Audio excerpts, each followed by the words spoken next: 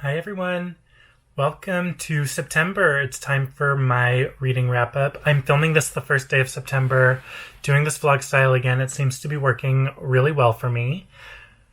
But I'm filming the intro at the beginning of the month this time instead of at the end. If that's not interesting to you, I'm just going to keep on going with what I need to talk about. I've already read a book. I started it last night, finished it today. I'll get to that in a second. I just want to talk about my goals for this month so far, putting it out into the universe, putting it into this video so you'll be able to tell right away if I accomplish these goals or not. I'm not really sure. It's not really a measurable goal, but I decided that I really want to challenge myself more with my reading for the rest of the year.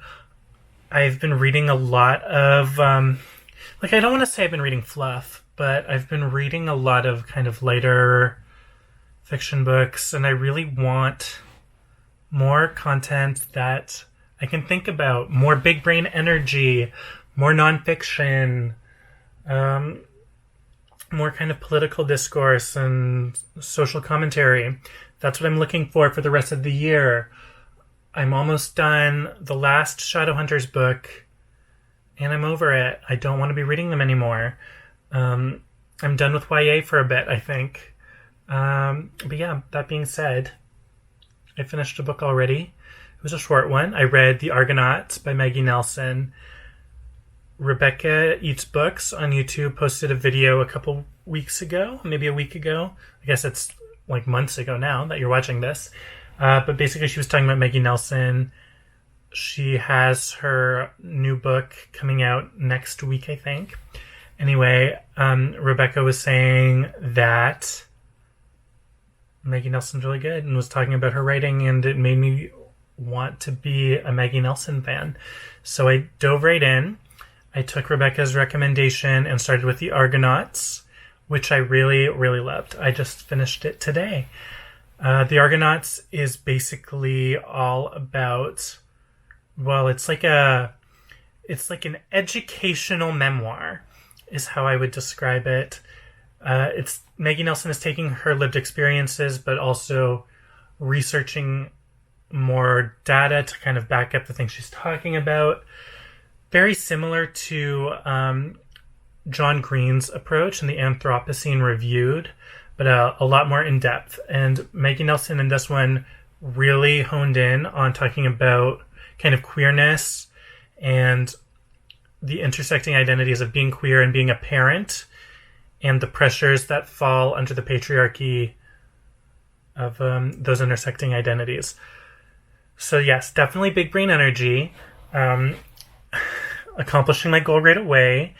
But she had such interesting things to say, such beautiful writing. I listened to the audiobook, but I definitely want to get a hard copy of the book too to kind of go through it, see how things were kind of laid out on the page. I think it's a book that I'm going to want to kind of skim through again later. So that's something I'm going to try to track down. I also noticed that a local bookstore, someone told me that her new book on freedom, which comes out next week on the 7th of September, someone told me that a local bookstore has some copies on the shelves already. So I might go check that out. I might run and try to find one. We'll see.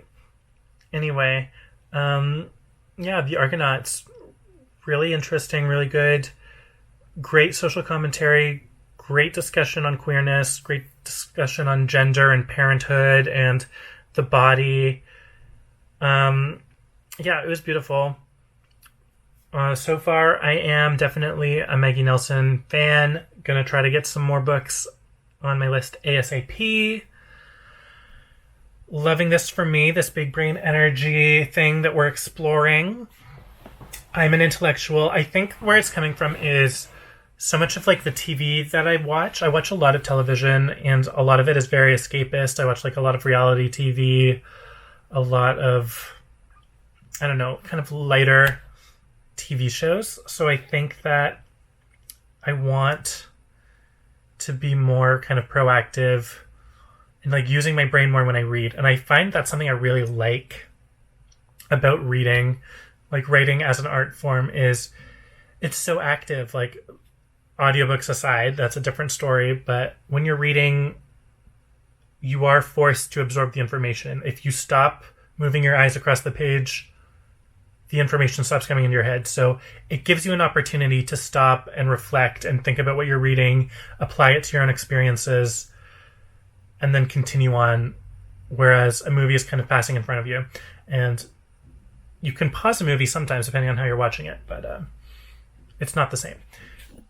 Hi, hello. It's been a little bit. It is the 14th of September. Work has gotten busy, but I still finished 2 books last week before work got really busy. I'm going to talk about them now.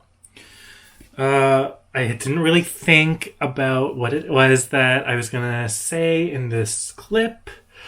My computer had an update to install, so I was forced to take a break from working, and that is how we ended up here right now. Anyway, here's the 2 books that I finished so far. Virtue by Hermione Hoby. Oh, I got an email. Sorry. Anyway, Virtue by Hermione Hoby. This was an interesting book. I think I liked it. Actually, no, I do know I liked it. This is about, what was the main character's name? It's actually been probably a week and a half since I finished this book. Luca, right. Okay. Luca is the main character of this book. It's all about him.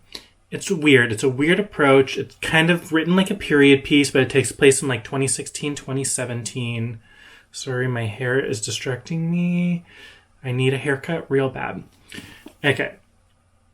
On task. Luca is working as an intern at a literary magazine in New York City. And it's kind of about him balancing his life between his hip, young friends who are very involved in the activist community and a new kind of wealthy upper class couple that he kind of falls in with as well. And it's kind of balancing those 2 worlds. It's a book all about kind of performative activism and privilege, which I think is kind of a theme in the books I've been reading this past year. A lot of grappling with privilege, a lot of kind of the role of young people and young millennials in the world. And this definitely falls into that. I really liked it. I think Luca was an interesting character. None of the characters were particularly likable, but that was kind of the point. Also another theme of the books I've been choosing this year. And yeah, I didn't love it. It didn't really suck me in the way I hoped it would have. But I still really enjoyed reading it. And a lot of the book kind of takes place at this kind of summer house, summer home in the Hamptons. The wife of the couple that Luca falls in with is an artist, and it kind of goes into her art and the role of art and criticism of art. Kind of trying to be like a Rachel Cusk sort of vibe, but not really. Anyway, that was Virtue by Hermione Hoby. Really a book about performative activism and the repercussions of it and showing up for the things you believe in. Anyway, after that, I finished another book. This is one you probably heard of. It's Beautiful World, Where Are You by Sally Rooney. Another book all about art and privilege and our place in the world as millennials. This is, of course, the big one. Everyone's been talking about this book. I'm not going to go too much into what the general premise of it is because you probably know. Also, there really isn't that much of it. It's just about, like, 2 friends who don't live in the same place anymore and kind of keeping in touch with each other and, like, kind of the 2 men that each of them falls in with. And one of them, Alice, is a writer. She has found success. It's very much the Sally Rooney insert in this book. The other friend, the book is kind of divided into an Alice chapter, then a letter from Alice to Eileen, her other friend. Then there's an Eileen chapter, and then a letter from Eileen to Alice, and kind of goes through it like that. And I found 3/4 of the books, all of the letters and the Alice chapters, were basically just Sally Rooney writing essays about her life. The only real fiction, or at least from what I could feel, was the only fiction was the Eileen chapters, and they were very typical Sally Rooney fiction. The rest all felt very like essay, very personal, very Rachel Cusk, honestly. Lots of stuff about capitalism and the role of being a writer and art, and all of those kind of discussions going on in this book. I didn't love it. I'm gotta be honest with you. I found it kind of tedious, especially the end. I didn't find it had enough of a payoff for me. I found the letters actually really interesting. They're probably my favorite part of the book. Sally Rooney's musings I enjoyed. I think I would really like Sally Rooney to write a book of essays. I would definitely read it. I think it would be more interesting than trying to like masquerade her opinions as fiction. But that being said, it was still enjoyable. I liked it better than Normal People, but not as much as Conversations with Friends. I thought Conversations with Friends was brilliant. It was so good. It was such a fun book, all about being young and being stupid and being able to get away with it because you're young and you're stupid. This is more about older characters.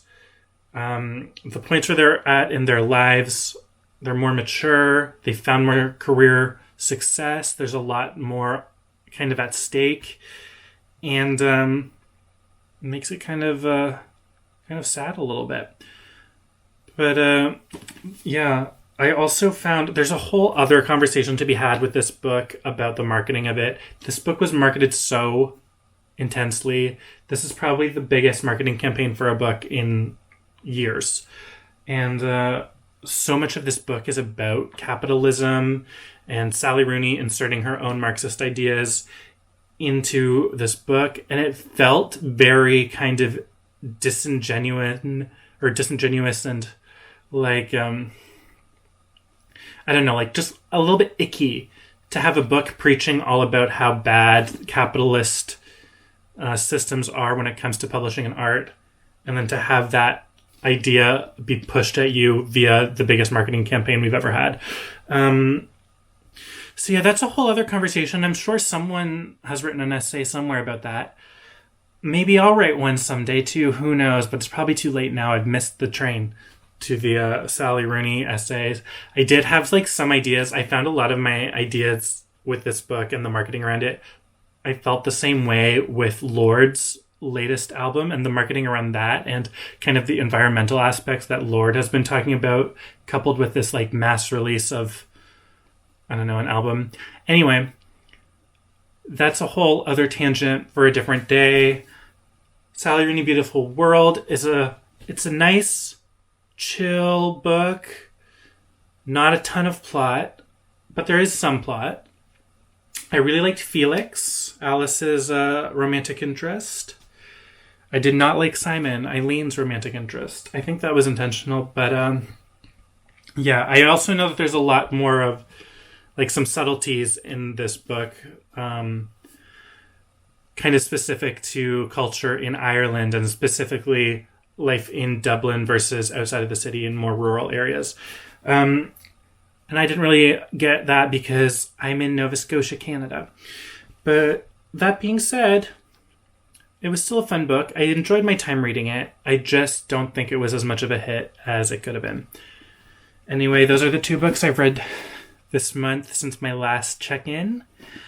I've got a few other things on the go. Actually, I only have one thing really on the go. I'm reading... I'm not going to tell you. I'm going to insert a clip next, probably, and you'll know what that is. But I'm kind of trying to decide what I'm going to be reading after that, because this one's nonfiction. All right. That's my check-in. See you in a bit. So it's October now.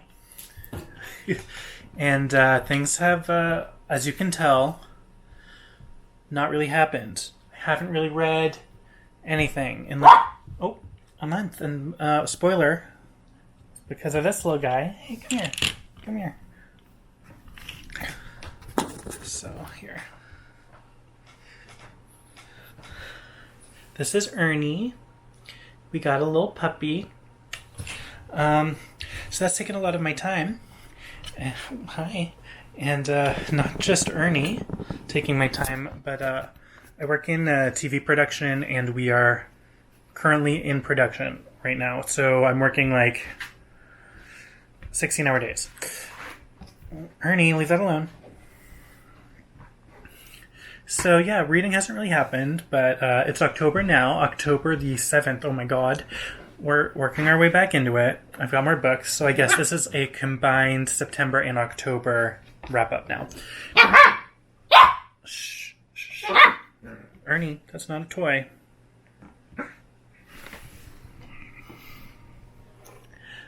Yeah, so we're getting back into it. I've got some more books on the go. I'm finishing one up right now. And we're getting there. There's the puppy eating his dinner. That's little Ernie. Hi. I have just finished the novel Crossroads by Jonathan Franzen. This was a really good book. It's long. It was like, I think, almost 600 pages. Yeah, 575. And it's a family saga about a family in the early 1970s. Most of it takes place on December 23rd, so Christmas Eve. And it's kind of about this family. There's the father, who is a pastor at a local church, his wife, and their 3 children. 4 children? 3 children. Yes, there's 4 children. It really only focuses on the older 3, though, so that's why I'm confused. Anyway, there are lots of great insights into kind of American life and family dynamics and strain and personal responsibility. This is a really good book. This probably wasn't the best book to come back to reading with. I had like a month-long reading slump, as you are aware if you're watching this video. But this probably wasn't the best one to start with. Should have eased myself in a bit more, but I still really enjoyed this book. It was really engaging. Kept my attention while I was reading it. So, yeah, I just didn't really absorb. I don't think I absorbed everything that I could have. I think I need to read this book again to really get to the root of what Franzen was trying to say. But I still really liked it. I think that Jonathan Franzen is a tremendous writer. So Crossroads, the title of this book, it refers to the church youth group that all of the characters are involved with in some way or another. And it's kind of about this family. And they all have their own struggles. One of the children is battling addiction. One of them is weighing whether or not to enlist in the army and go fight in Vietnam.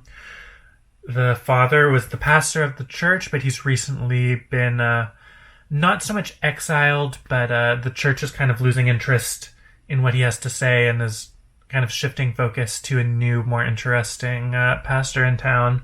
He's also weighing whether or not he wants to have an affair. Marion, his wife, is a very interesting character. Probably one of the most interesting characters I've read in a book in a long time. She has a very rich backstory. It dives into her backstory more than kind of anyone else's in this book. And she comes from a really unique background that she hasn't fully shared with her family. So it's kind of about her balancing that as well. So I really liked it. This is the first in a trilogy. He's going to, I think it's going to jump a couple decades with each entry until eventually getting to around the present. So I'm excited to see kind of where this goes. I think that the next one is, my assumption is that it's going to focus on the youngest child. But yeah, I really enjoyed Crossroads by Jonathan Franzen. Definitely check it out. It's a thinky book. It is a lot about religion, but it's not preachy like most books about religion are, I found he really did a good job of balancing kind of what he was trying to say about morality without being preachy. And he was kind of saying something about religion as a whole and kind of our search for answers for big questions and how religion is that solution for some people. Anyway, this book also, towards the end, started to go into race. I found that it didn't really land as well as it could have, but it was still pretty nuanced, and that's something that might be expanded in future issues or future novels. And of course, it does have the 1970s context. I'm just not sure if the 1970s context of race relations is really something that flies in a book published in 2021. But that's something I need to explore further, I think. Anyway, that is Crossroads by Jonathan Franzen. Definitely check it out. If you're into literary fiction, this is a big one. You've probably already heard of it. But yeah, that's my little review. Hello, I've got 2 more books to talk about. I just ate a really big lunch and I'm very full, so I'm sorry if I seem out of it. I am ready to have a coma. Anyway, the next book I read this month in October was, I wanted a horror book, something to get in the Halloween spirit, and I read This Thing Between Us by Moreno. This I read on my Kobo. I read the ebook. This is a book about a man whose wife has recently died. And he thinks he's being haunted by his Amazon smart speaker. It's not specifically Amazon, but that's what's implied. Anyway, that's kind of what sets up the book. I thought that the book was going to be more about this speaker haunting him, but it becomes actually pretty profound about grief, as a lot of ghost stories are. And at one point, there's a dog who becomes a big part of the story, which maybe wasn't the best thing for me to read as a new dog owner, because it's a horror novel, so of course bad, disturbing things happen to everyone. Anyway, I'm not as familiar with the horror genre. I haven't read too much of it. So I'm really not sure how this stacks specifically as a horror novel, but I did really like it. I thought that it was well written. I thought that the story was interesting. It wasn't too long. I wasn't bored. I breezed through it. And yeah, I thought it was a really good one. A great kind of spooky book to get in the Halloween spirit. I gave it a 4 out of 5 on Goodreads, I think. Anyway, moving on. The next one I read is On Freedom by Maggie Nelson. This is nonfiction. It's a book of 4 essays, all exploring the concept of freedom from a different lens. So the essays are, one is about art, one is about sex, one's about drugs, and one is about the environment. And I really liked it. I love Maggie Nelson's writing. I read the Argonauts not too long ago. It might even be in this vlog when I read the Argonauts, because we're doing 2 months together. But I really loved On Freedom. It was really good. There's a lot to unpack. She's a very big brain energy writer. Lots going on. The last probably 50 pages are just her citations. But I did think she had a lot to say. I think I'd need to read it again to really properly unpack everything. I didn't agree with everything she was saying, but I still really appreciated her opinions and her writing and her way of stitching all these different sources together to create almost like a narrative of her ideas. So definitely check out Maggie Nelson if you're interested in this one. I thought that it was a good follow-up to the Argonauts. A bit more political, obviously. It's a book about freedom. But not as political as I thought it was going to be. So, yeah, that's On Freedom by Maggie Nelson. The next two books I read. It's the 25th of October. I think I can read a couple more books before the month is over, so I'll see you in a little bit. Hi, everybody. It's the last entry for this vlog, or wrap-up. Ignore the noises. The dog is very excited and playing with his toys. So the last book I read this month is Aristotle and Dante, Dive into the Waters of the World. This is a sequel to the first Aristotle and Dante book that came out, I feel like 10 years ago now. I read the first one last year. It was the beginning of COVID. I started like a book club with some friends, and that was a book that we read. And I really enjoyed the first one, but unfortunately, this one wasn't as much of a hit for me. It was fine, I think, but it seemed like, first off, it was over 500 pages, so it was very long, and it felt like just a whole bunch of like micro situations. Every chapter was like 3 pages long. It was just a whole bunch of micro situations to get a character to say something cute. And sometimes the things were cute, and sometimes it was just like, what's the point? This book is about basically two teenagers, Aristotle and Dante, falling in love in the 80s and kind of being gay and young. This one starts to dive into the AIDS crisis, but not really. It tries to say some things about grief, but not really. It's just a whole bunch of micro situations to get them to be cute to each other and like have quotes to put on Tumblr. That's what this book felt like. But like there was still it was okay writing. It's a YA book. I'm not expecting like, I don't know, amazing prose, but I feel like we kind of underestimate teens, and like they can read and understand more nuance than we give them credit for. So I think YA needs to kind of step up its game. At least this one does. Like, there's better things out there. So this one wasn't a hit for me. I gave it 3 out of 5 because I still like seeing these characters again.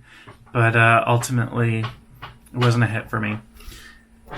Anyway, that's the end of my wrap-up. That's all I read. It's now Monday, November 1st, so I'm going to be starting the next month's reading.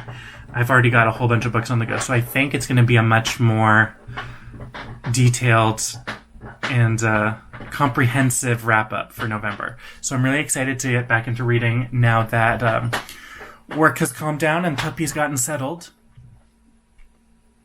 And, I'll see you then. Actually, I'll probably see you sooner in a vlog or something. But, see you later. Bye.